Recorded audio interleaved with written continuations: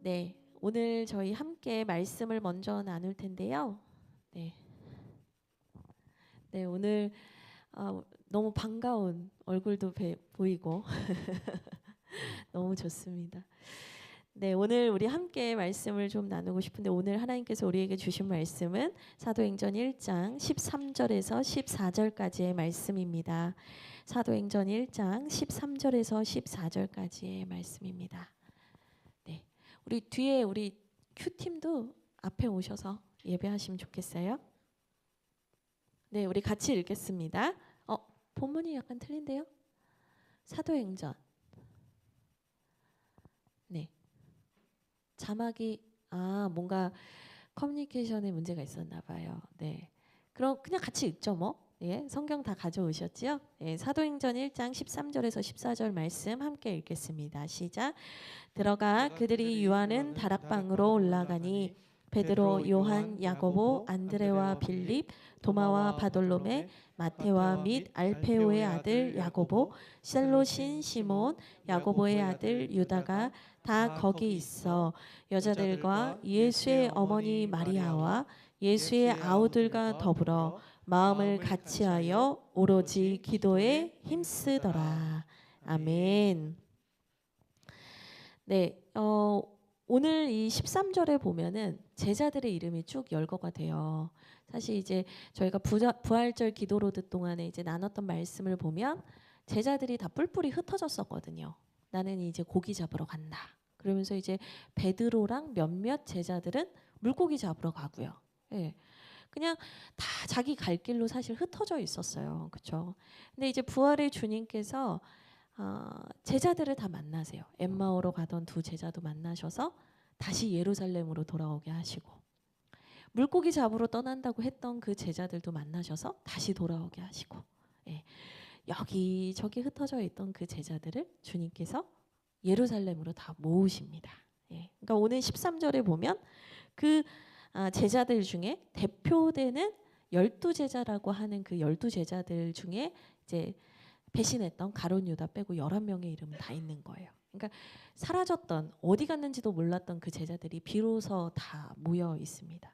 근데 이들이 갑자기 어느 날 갑자기 이제는 예수님 안 계시니까 예수님 승천하셨으니까 우리들끼리 좀 똘똘 뭉쳐보자 이렇게 해서 모인 게 아니고요. 부활의 주님이 승천하시기 전에 이들을 다 모으셨다는 거예요. 그게 중요해요. 주님께서 이들을 모으셨어요. 그리고서 뭘 하셨는가? 예, 사도행전 1장 우리 같이 보시죠. 3절입니다. 이 자막이 얘는 있나요? 1장 3절 있을까요? 네, 그냥 읽을게요. 네. 사도행전 1장 3절을 같이 읽어보겠습니다. 같이 읽겠습니다. 시작. 그가 고난받으신 후에 또한 그들에게 확실한 많은 증거로 친히 살아계심을 나타내사 40일 동안 그들에게 보이시며 하나님 나라의 일을 말씀하시니라. 아멘. 예. 주님께서 이 제자들을 모으신 이유가 있었던 거예요. 그냥 흩어져 있는 너희들 그냥 같이 좀 잘 살아봐 이런 의미로 모은 게 아니고요. 주님께서 이들에게 반드시 말씀하시고 가르치실 게 있었던 거예요. 뭘 가르치셨는가 보니까 40일 동안 하나님의 나라에 대해서 가르치셨대요. 하나님의 나라. 그러면 주님께서 이 부활하시고 나서 이거를 막 처음 가르쳐 주신 것인가? 그전에는 하나님의 나라에 대해서 말씀하신 적이 없는가? 이렇게 생각을 해보면 그게 아니거든요. 사실 복음서를 보면 예수님께서 내내 가르쳐 주신 게 뭐냐면 하나님의 나라예요. 마가복음을 봐도 마가복음 1장에 봐도 때가 찼고 하나님의 나라가 가까이 왔으니 회개하고 천국을 믿으라. 그 예수님은 그 얘기하시면서 공생애를 시작하신 거잖아요. 그러니까 예수님께서 공생의 생활 동안 공생의 시간 동안 사역해 오신 그 모든 걸 보면은 예수님께서 전하신 메시지는 그냥 딱 한마디로 뭐냐면 하나님의 나라예요. 그래서 복음서를 쭉 읽으면 예수님께서 그 하나님의 나라를 어떻게 가르치셨는가를 다양하게 볼 수 있는데 때로는 기적을 일으키시고 때로는 아픈 자를 고치시고 때로는 복음을 전도하시고 가르치시면서 하나님의 나라를 말씀하셨다는 거죠. 그러니까 지금 예수님께서 부활하시고 나서 승천하시기 전에 40일 동안 나타나셔서 하나님의 나라를 가르치신 것은 전혀 새로운 것이 아니다는 거예요. 늘 해오시던 거라는 거죠. 근데 이제 이런 궁금증이 생기는 거예요. 아니 그동안 수없이 말씀해 오셨는데 이제 곧 하늘로 다시 올라가셔야 되는데 승천하셔야 되는데 왜 40일이나 되는 긴 시간 동안 하나님의 나라에 대해서 가르치셨냐는 거예요. 이 성경에서 40이라는 수는 완전수거든요. 그러니까 완전수가 완전하다. 예. 그러니까 완벽하다 이런 의미도 있지만 이런 걸 생각하시면 좀 좋은데요. 물잔에 물잔이 비어 있는데 거기에 물이 꽉 차요. 그러면 우리가 이걸 충만하다, 꽉 찼다 이렇게 표현을 하잖아요. 근데 그 40의 완전함이 충만함이라고도 표현을 할 수 있어요. 그러니까 주님께서 충분하게, 완전하게, 완벽하게 하나님의 나라에 대해서 가시기 전에, 하늘로 가시기 전에 계속 얘기하셨다는 거예요. 그건 뭘 말하냐면 하나님의 나라가 예수님께는 가장 중요한 거였고 이 제자들이 이 하나님의 나라에 대해서 아는 것이 너무나 중요했기 때문이에요. 이제 승천하시고 나면 재림하실 때까지는 안 오신단 말이에요. 그러면 얼마나 이 시간이 귀하고 아까워요. 근데 그 시간 동안 내내 이걸 가르치셨다. 하나님의 나라가 너무나 중요하다. 이 말이에요. 그러면 이 사도행전에서는 이 하나님의 나라가 어떤 것인지에 대해서 뭐 이렇게 정의 띡띡 하나님의 나라란 뭐 이렇게 설명해 주지 않아요. 네. 근데 우리는 이 하나님의 나라에 대해서 알 수 있는데 이 복음서에서 예수님께서 가르쳐 주신 하나님의 나라들에 대한 것들을 다 모아서 살펴보면 주님께서 가르치신 하나님의 나라는 이거였겠구나라는 걸 우리가 알 수 있죠. 특별히 사도행전은 누가라는 의사였던 제자가 썼거든요. 그러니까 누가복음을 쓰신 분이 사도행전도 쓴 거예요. 그럼 누가복음에서 나오는 하나님의 나라의 그 흐름이 사도행전하고도 연결이 되는 거거든요. 그러니까 복음서를 보면 주님이 가르치신 하나님의 나라가 뭔지 알 수 있어요. 그래서 제가 쭉 보니까 제가 그거를 막 누가복음을 다 찾아가면서 하면은 이제 다들 목사님 언제 기도 뭐 이럴 수 있잖아요. 그래서 제가 요약을 해왔어요. 걱정하지 않으셔도 돼요. 그래서 주님께서 말씀하시는 이 복음서에 나타난 하나님의 나라는 두 가지 차원으로 설명할 수 있어요. 첫 번째가 뭐냐면 이 첫 번째 하나님의 나라의 개념은 뭐냐면 우리가 최종적으로 나중에 가게 될 하나님 나라 곧 천국을 의미해요. 그러니까 지금 우리가 가진 않아요. 근데 우리가 나중에 거기로 가게 될 하나님의 나라를 얘기한다는 거예요. 그래서 우리가 본향을 향해 갑니다. 우리는 나그네입니다. 그런데 우리는 약속하신 그 하나님 나라 본향을 향해 떠나는 나그네와 같습니다. 뭐 이런 찬양도 하고 이런 고백도 하잖아요. 주와 같이 길 가는 거 즐거운 일 아닌가. 그것도 사실 그 고백이거든요. 주님과 길을 가는데 어디로 가느냐? 주님 만날 그 마지막 나라, 그 본향을 향해서 우리가 걸어가는 거거든요. 그래서 이 개념은 미래적인 개념이 있어요. 우리가 나중에 가게 될 곳이에요. 근데 이걸 예수님께서 좀 더 구체적으로 설명해 주신 부분이 있어요. 그게 어디냐면 요한복음 14장 3절인데요. 네, 같이 한번 읽어볼까요? 자막이 보이실까요? 네, 잘 보이시나요? 같이 한 목소리로 읽겠습니다. 시작. 가서 너희를 위하여 거처를 예비하면 내가 다시 와서 너희를 내게로 영접하여 나 있는 곳에 너희도 있게 하리라. 아멘. 이게 예수님께서 하신 말씀인데 십자가에 달리시기 전에 예수님께서 제자들에게 하셨던 말씀이거든요. 그러니까 뭐라고 하시냐면 내가 너희를 위해서 거처를 예비하러 간다는 거예요.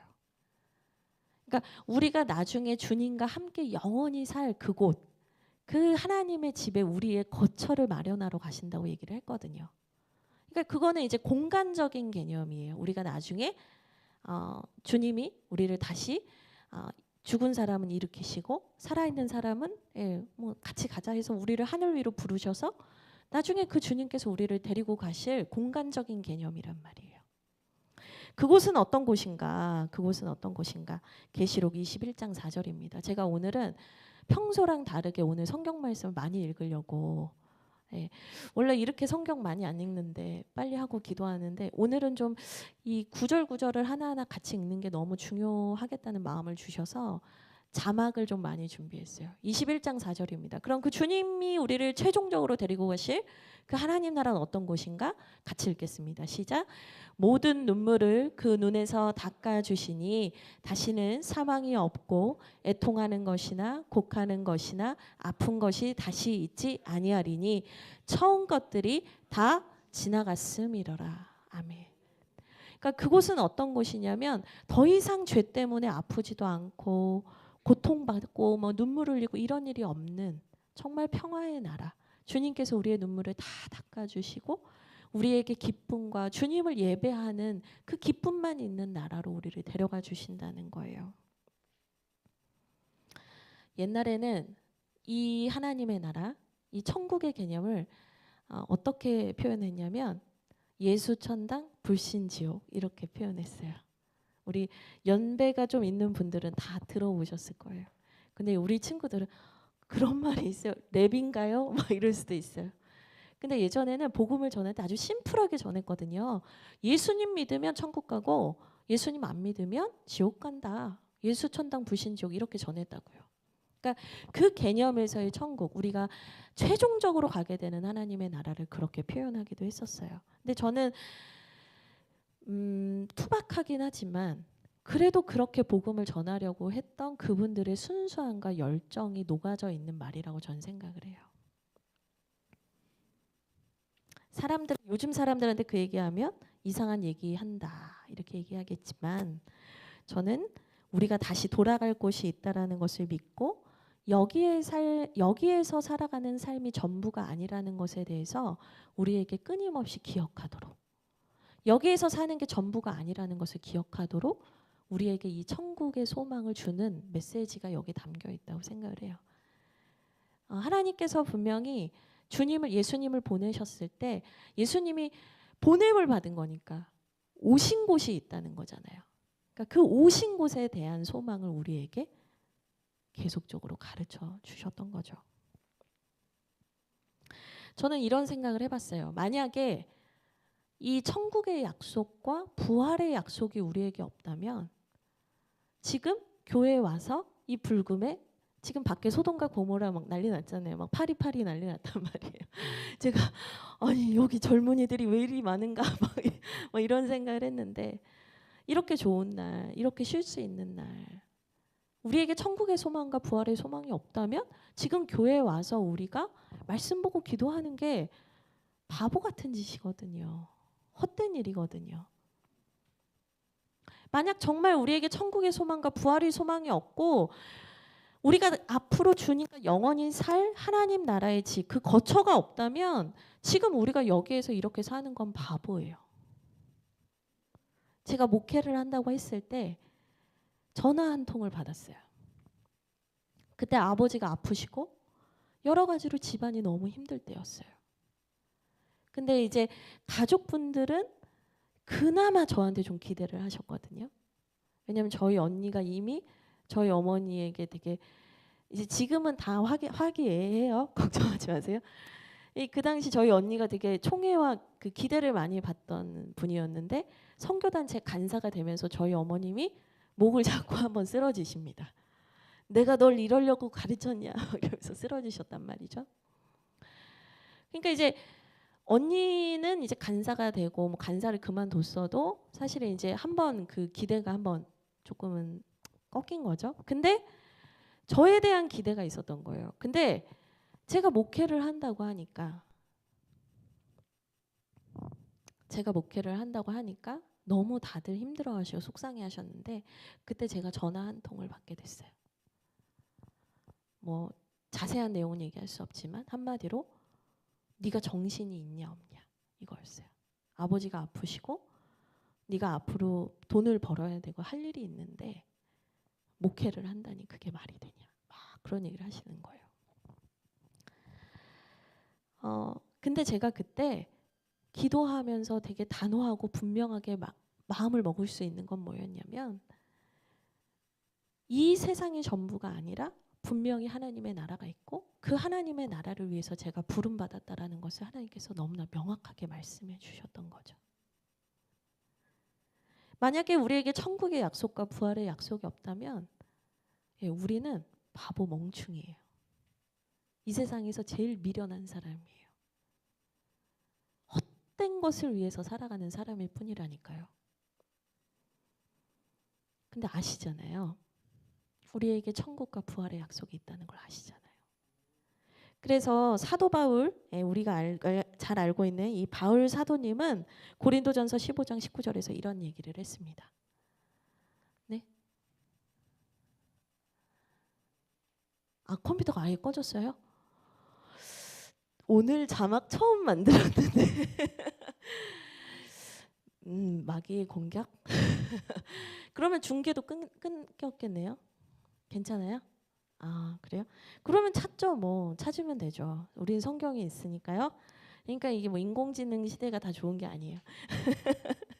고린도전서 15장 19절이에요.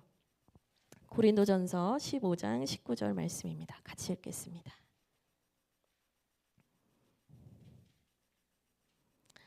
네, 고린도전서 15장 19절입니다. 같이 읽겠습니다. 시작. 그리스도 안에서 우리가 바라는 것이 다만 이 세상의 삶뿐이면 모든 사람 가운데 우리가 더욱 불쌍한 자이니라. 아멘. 그러니까 사도 바울 선생님이 무슨 얘기를 하냐면 천국도 없고 부활도 없고 우리가 바라보는 그 본향이 없다라고 생각하면 이렇게 사는 사람들이 바보잖아요. 근데 사도 바울 선생님은 역으로 말하는 거예요. 부활도 있고 천국도 있다. 우리가 분명히 가게 될 영원한 하나님 나라가 있다. 근데 그걸 믿는다라고 하는 그리스도인들이 도리어 하나님의 나라를 향한 소망을 갖지 않고 이 세상에서의 삶만 있다라고 말하고 사는 게 더 불쌍한 거다라고 얘기를 하는 거예요. 그 천국과 부활과 하나님의 나라 본향에 대한 약속을 받은 영원한 약속을 받은 사람이 도리어 이 세상에서의 삶만 있다라고 말하면 그 사람이 제일 불쌍한 사람이라는 거예요. 사도 바울 선생님이 얘기하는 게 뭐냐면 주님께서 우리에게 그 영원한 하나님의 나라, 부활의 약속, 천국의 약속, 그거 주셨다. 그러니까 그 가치를 알고 그걸 바라보면서 살아야 어떻다는 거예요? 우리가 가장 행복하다는 거예요. 그 말씀이 여기에 담겨 있는 거예요. 그래서 이 가치를 알고 이 기쁨을 알고 이걸 살아가는 사람은 우리에게 종말 신학이 있는 이 그리스도인의 삶은 어떨까요? 다른 거죠. 지금 우리에게 주어진 어려움이 있을 수 있고 슬픔이 있을 수 있어요. 근데 우리가 거기에만 매여 있는 것이 아니라 그 너머에 있는 영원한 하나님 나라의 가치를 보면서 살아갈 수 있도록 주님께서 우리의 눈을 여시고 우리를 끌어가시는 거예요. 예전에 제가 한 책을 읽었는데 제가 그 작가님의 성함이 막 가물가물하더라고요. 요즘에 제가 고유명사가 자꾸 생각이 안 나요. 그래서 제가 이제 청년들하고도 밥 먹으러 갈 때 그거 있잖아 그 밥집.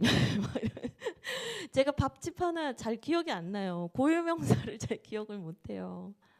근데 그 제가 작가님 성함이 기억나면 꼭 말씀드릴게요. 그 책은 참 좋은 책인데 한번 읽어보시면 좋을 것 같은데 한 작가님이 이런 얘기를 해요. 아이들이 모여서 동네에서 막 게임을 하면서 놀아요.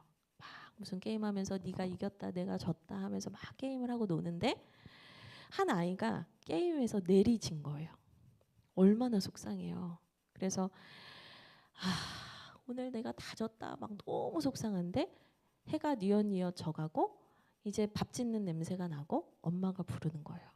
그러니까 얘가 속상은 한데 이제 엄마 하면서 뛰어가서 오늘 내가 구슬 다 뺏겼어, 뭐 딱지 뺏겼어, 막 이러면서 울면서 가고 막 하는데 엄마가 안아주는 거예요.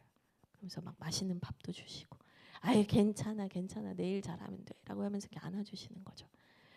근데 한 아이는 게임에서 내내 이겼어요. 게임에서 모든 아이들의 구슬과 딱지를 이렇게 다 휩쓴 거예요. 근데 해가 지고 밤이 돼도 그 아이는 갈 곳이 없어요. 엄마가 없어요. 맛있는 식탁도 없어요.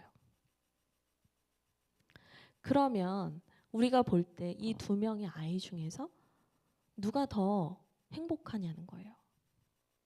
사실은 게임에서는 졌고 때로는 속상한 일이 있지만 갈 집이 있고 갈 엄마가 있는 그 아이가 뭐 그 순간에는 좀 속상했을 수 있지만 그 아이에게는 그 잠깐 스쳐 지나가는 게 별로 중요하지 않죠. 그 아이에게 근간이 되고 안정감을 주고 그 아이에게 가장 기초적인 기쁨을 주는 게 그 집에 있거든요. 하나님의 나라가 그렇다는 거예요. 우리는 갈 곳이 있는 사람들이고 우리는 아버지의 집으로 언젠가 갈 거예요. 우리를 위해서 거처를 예비하신 그 주님이 계셔서 그 하늘의 소망을 가지고 우리는 여기서 조금 때로는 지치고 때로는 속상하고 때로는 어려운 일이 있어도 괜찮아요. 왜냐면 우리에게 아버지가 계시니까. 우리에게 집이 있으니까.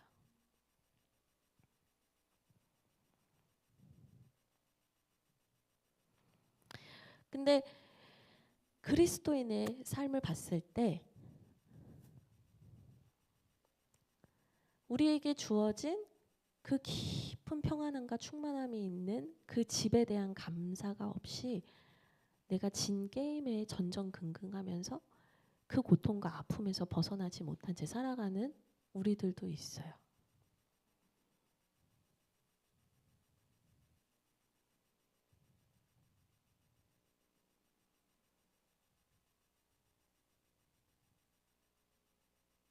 그러니까 주님께서 우리에게 얼마나 그 하나님 나라를 깨닫게 해주고 싶으셨을까라는 생각을 해요.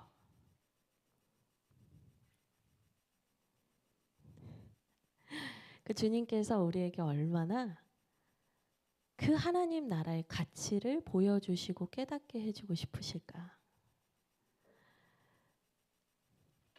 너한테 더 좋은 게 있어. 너한테 진짜 좋은 게 있어.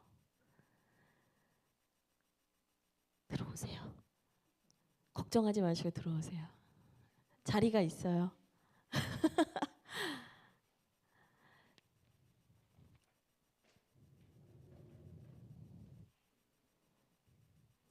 하나님께서 예수님을 보내시고 예수님 십자가에서 죽으시고 부활하셔서 예수님 믿으면 너희 구원받는다. 그냥 그것만 얘기해 주신 게 아니라요. 우리가 구원받았으니까 뭐 죽지 않는다. 여기서 끝나는 게 아니고요. 우리에게 너무나 행복하고 기쁘고 가장 평안한 영원한 본향의 약속을 주님이 주신 거예요. 그러니까 주님이 얼마나 그걸 말씀하고 싶으셨을까 싶어요.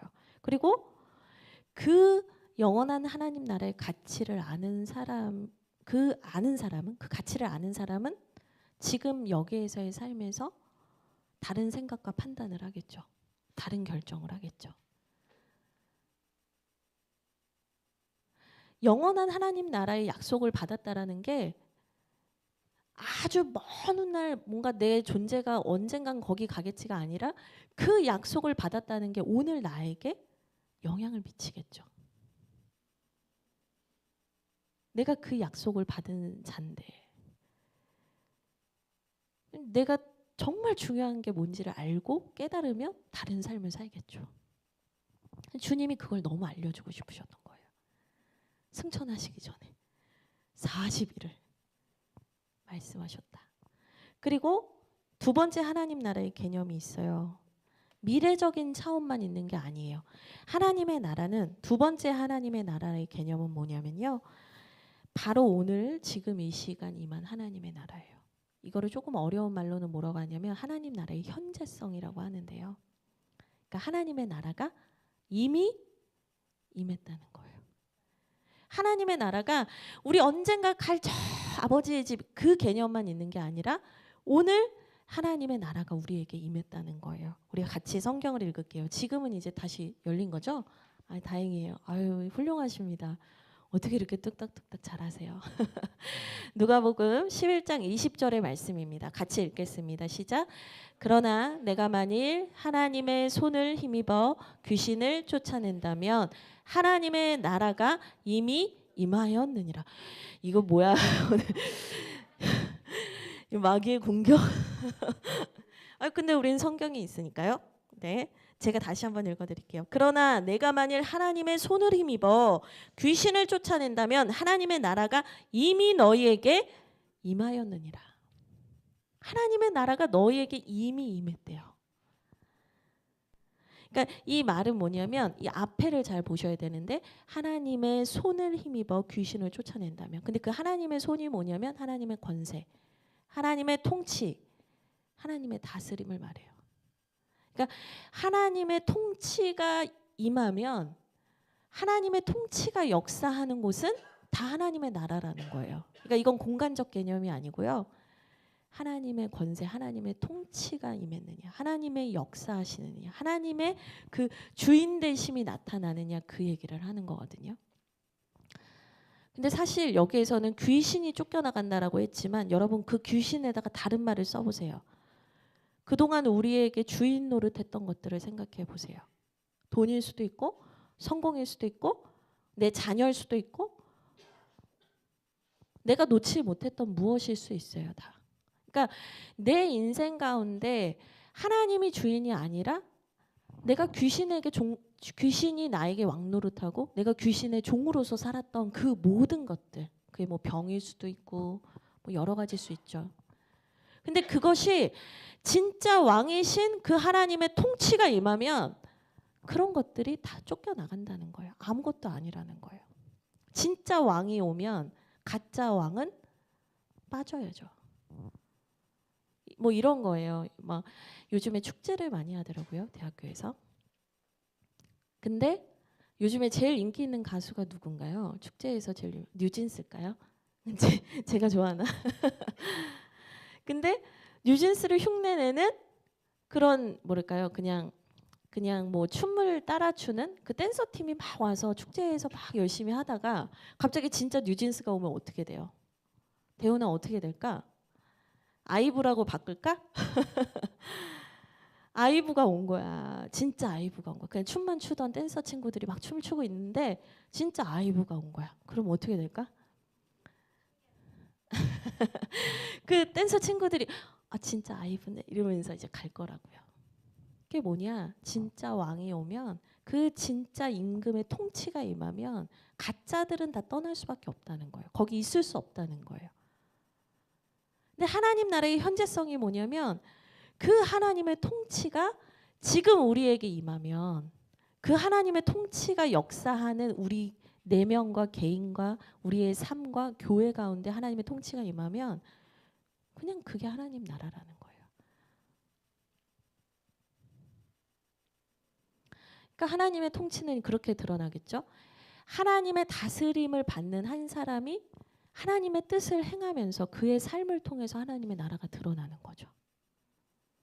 근데 둘 다 보세요. 첫 번째 하나님의 나라 개념, 저 천국 하나님 나라의 본향, 그 다음에 오늘 임하는 하나님의 나라, 둘 다 눈에 보여요, 안 보여요? 안 보여요. 이제 그게 문제인 거예요. 눈에 안 보여요. 그래서 눈에 안 보이는 거기 때문에 경험해보지 않은 사람은 아무리 하나님의 나라에 대해서 말을 해줘도 막연해요.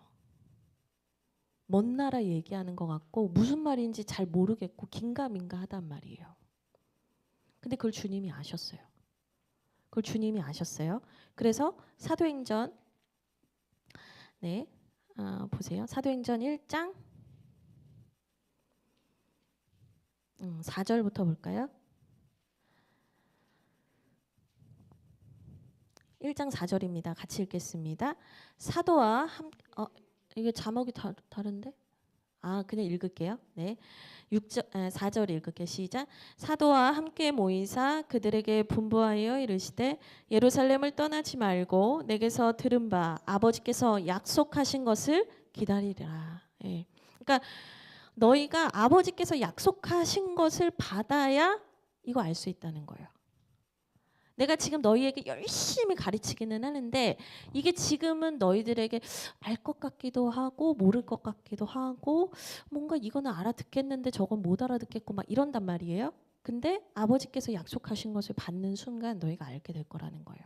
8절, 1장 8절도 이렇게 나와 있어요. 제가 읽을게요. 오직 성령이 너희에게 임하시면 너희가 권능을 받고 예루살렘과 온 유대와 사마리아와 땅끝까지 이르러 내 증인이 되리라. 그러니까 증인이 된다는 게 뭐냐면 그 하나님의 나라에 대해서 말해주는 사람이 된다는 거예요. 근데 어떤 일이 있으면 너희가 성령을 받으면, 그러니까 그 하나님의 나라에 대해서 40일 내내 설명하는 예수님도 알았어요. 내가 이렇게 말해도 얘네는 뭔 말인지 모를 거야. 근데 왜 가르쳐요? 왜 가르치냐면 성령을 받는 순간 그 배웠던 것들이 다 떠오를 거거든요. 아, 그때 그래서 주님이 이 말씀하셨던 거야. 연결이 될 거거든요. 그래서 여러분 뒤에 보세요. 사도행전 2장을 보면 성령을 받은 베드로가 갑자기 선지자 요엘의 그 말씀을 쭉 풀어서 얘기를 하면서 하나님의 나라에 대해서, 구원에 대해서 긴 설교를 해요. 베드로가 이런 사람 아니었잖아요. 베드로 이런 사람 아니었단 말이에요. 근데 갑자기 배웠던 것들이 막 생각이 나요. 그러면서 막 그걸 자기가 풀어서 설명해 줘요. 언제 이 사람이 이랬던 사람이냐고요. 근데 베드로가 그 풀이를 하기 시작해요. 그리고 베드로가 이 설교를 하자 3,000명이 회개하면서 돌아오는 성령의 역사가 일어나기 시작해요. 하나님의 나라를 주님께서 가르치신 이유가 이거예요.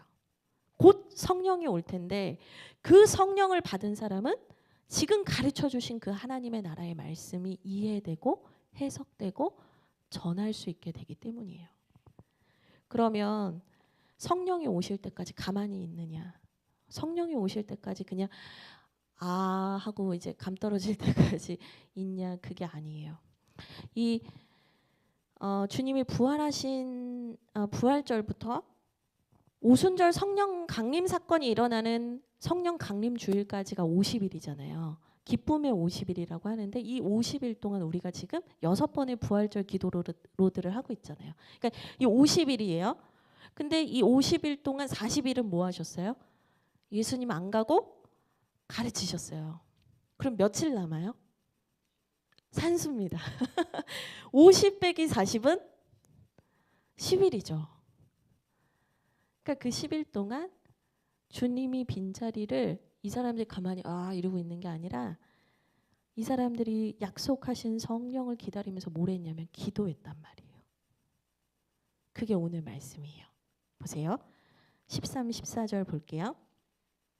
들어가 그들이 요한은 다락방으로 올라가니 베드로, 요한, 야고보, 안드레와 빌립, 도마와 바돌로메, 마테와 및 알페오의 아들 야고보, 샬롯인 시몬, 야고보의 아들 유다가 다 거기 있어. 여자들과 예수의 어머니 마리아와 예수의 아우들과, 예수의 아우들도 옛날에 예수님의 가족들, 육신의 가족들이 예수님 미쳤다고 찾아왔었잖아요. 근데 그 아우들도 온 거예요. 마음을 같이하여 오로지 기도에 힘쓰더라. 오로지 힘쓰더라. 근데 이 원문의 의미로 더 설명을 하면 자막 뜰 수 있어요, 지금? 이 NASB라는 영어 성경, 영어 사본 성경이 그걸 좀 제일 잘 표현을 해놨는데 헬라어 원문을 보면 뭐라고 돼 있냐면 지금 대은이 지금 단어왕이라는 얘기를 제가 들었었는데 지금 뭐 영어를 막 했어요. continually, 계속해서 devoting, 드렸다, 바쳤다. devoting, 뭘? themselves, 그들 자신을 계속 기도로서 자기 자신을 드렸다는 거예요. 계속해서. 중요한 게 뭐냐면 기도하는데 내가 원하는 마음, 내가 성취하길 원하는 뜻에 대해서 기도한 게 아니라 나 자신을 계속해서 드린 거예요. 내 자아가 죽기를, 내가 그 약속하신 성령을 받기를, 내가 정말 내 육적인 눈이 깨어지고 영적인 눈이 열리기를, 내 안에서 주님이 역사하시기를, 주님이 당신이 왕이셔서 주인 되셔서 내 안에서 역사하시기를 계속적으로 디보팅했다는 거예요. 드렸대요. 헌신했대요. 이 디보팅이 헌신이라는 단어도 있잖아요. 나를 드리기 위해서 그렇게 간절히 모여서 기도에 힘썼다는 거예요. 근데 우리가 기도에 힘쓸 때는 대부분 뭐냐면 제가 이런 문제가 있는데 이 부분이 좀 제가 원하는 방식대로 해결이 됐으면 좋겠어요. 우리는 이렇게 기도해요. 근데 이들이 한 기도는 그게 아니에요. 마음을 같이 해서 오로지 기도에 힘썼다. 디보팅했다. 나를 드렸다. 내 자신을 주님께 드렸다는 거예요. 성령께서 오셔서 그분이 주인이 되주셔야 새 일이 일어나고 하나님의 나라가 깨달아지고 그걸 전할 수 있는데 내 자아가 죽지 않으면 그 일이 안 되잖아요. 나를 드렸다는 거예요. 그리고 여기서 마음을 같이 했다. 이거는 이제 그 원어의 의미로 보면 한 마음으로 했다는 거예요. 근데 여러분 한 마음이 되는 게 쉬울까요? 어려울까요? 네. 인생을 이렇게 오래 사신 우리 어르신들은 너무 잘 알아요. 수십 년을 같이 산 부부도 한 마음이 안 돼요. 내 뱃속으로 난 내 자식도 내 맘대로 안 된단 말이에요. 근데 여기서 한 마음이 됐다는 건 뭐냐면 성령의 역사가 이미 시작이 된 거예요. 제가 오늘 하나님의 나라에 대해서 말하는 게 내용이 길지만 오늘 이렇게 말씀을 드리는 이유가 있어요. 우리가 지금까지 계속 기도를 해왔어요. 우리의 마음에 낙심을 두고 기도해왔고 그리고 우리의 의심과 비교의식에 대해서 얘기를 해왔고 그리고 우리가 주님의 진짜 제자가 되는 게 뭔가에 대해서도 얘기를 해왔어요. 지금 계속 흘러온 흐름이에요. 근데 나에게서만 머물면 안 되죠. 이제는 나를 주님께 드려야죠. 그리고 성령이 내 안에 오셔서 주인이 되셔야죠. 그래야 그 하나님의 나라가 미래적인 하나님의 나라와 미래성과 현재성, 현재의 하나님 나라가 내 안에서 입체적으로 깨달아져야 우리가 여기에서의 삶이 전부가 아닌 것처럼 살게 된단 말이에요. 그때부터 우리가 진짜 기쁘고 행복한 게 뭔지를 알게 돼요. 주님 믿는 게 왜 행복한지 알게 돼요. 이게 너무 중요해요. 이게 너무 필요해요.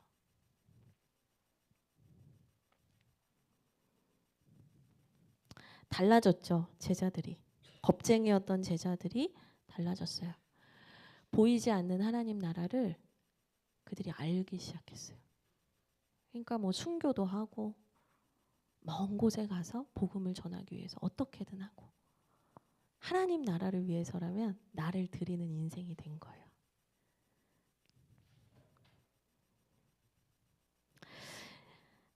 지금 이제 부활절 기도 로드가 중반고지를 넘어갔어요. 4번째니까 2번 남았어요.